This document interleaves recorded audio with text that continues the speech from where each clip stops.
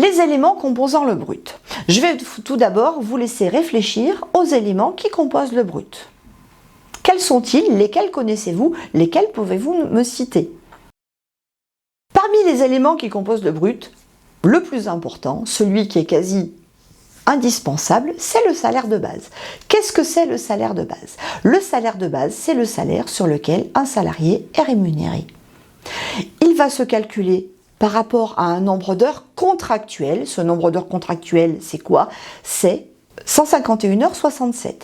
En effet, depuis le 1er janvier 2000, la durée légale du travail en France est de 35 heures. En effet, un salarié lambda est payé 35 heures, multiplié par 52 semaines, divisé par 12 mois, ça fait 151,6666, qu'on arrondit à 151,67 heures de travail contractuel par mois. Ce nombre d'heures de travail contractuel va être multiplié à ce qu'on va appeler le taux horaire pour donner le salaire de base. À noter que le salaire de base peut être déterminé par la convention collective. C'est plus rare, en effet, la convention collective va plutôt s'attacher à déterminer le salaire minimum conventionnel, qui n'est pas forcément le salaire de base. Il est à noter que certains salariés n'ont pas de notion d'heure. Ce sont les salariés que l'on appelle forfait jour.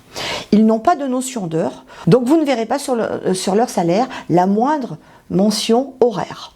Vous aurez simplement salaire de base 218 jours, par exemple, pour 4000 €.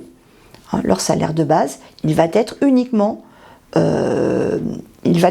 référencé en montant total, mais il ne sera pas référencé ni en nombre d'heures contractuelles, ni en taux horaire, bien sûr. Il est à noter que certains VRP, par exemple, n'ont carrément pas de salaire de base. Ils ne sont payés qu'à la commission, donc uniquement une partie variable pour leur part. Quelles sont ces primes? Et elles sont extrêmement nombreuses.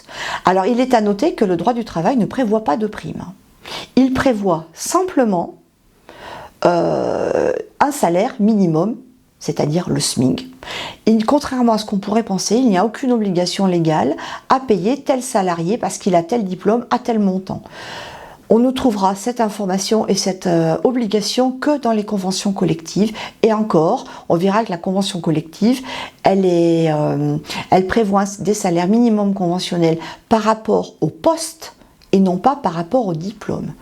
Si le diplôme est cohérent avec le poste, dans ces cas-là, oui, mais un salarié qui aurait été embauché à un poste en deçà de ses capacités se verra proposer une rémunération effectivement qui correspond à son poste et non à son diplôme. Les primes sont des compléments de salaire qui vont être prévus par différents facteurs. Ce peut être effectivement les conventions collectives.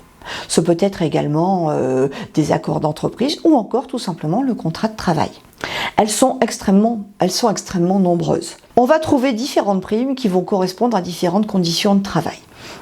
On peut citer par exemple la prime d'ancienneté qui va être calculée en fonction de l'ancienneté du salarié. La prime d'assiduité. La prime d'assiduité, elle va être versée aux salariés dès l'instant où ils n'ont pas d'absence. Dès l'instant où ils ont une absence, elle va être ou tronquée ou carrément supprimée. On va aussi trouver des primes qu'on appelle des primes de suggestion.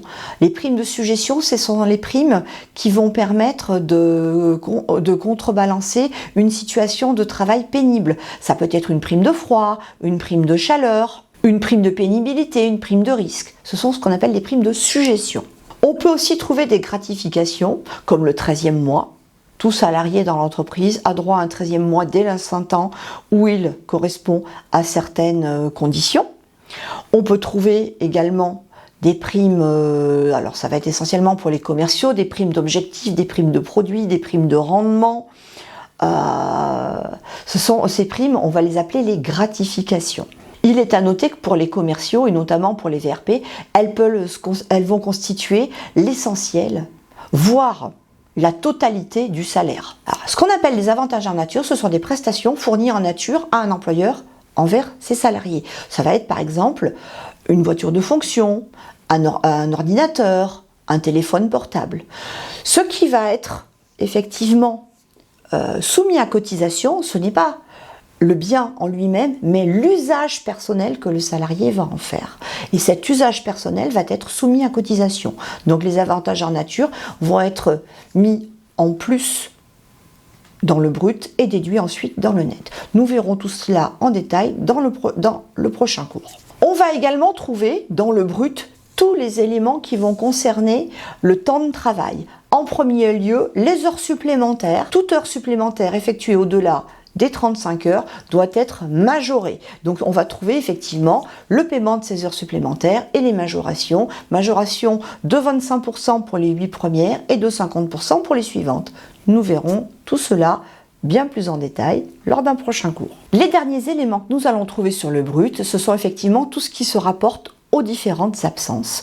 Donc notamment les retenues pour absence, mais également les indemnités, par exemple de congés payés, ou encore les compléments de rémunération que nous verrons plus en avant, non pas lors d'un, mais de 2 prochains cours qui seront consacrés entièrement aux absences sur le bulletin de paye.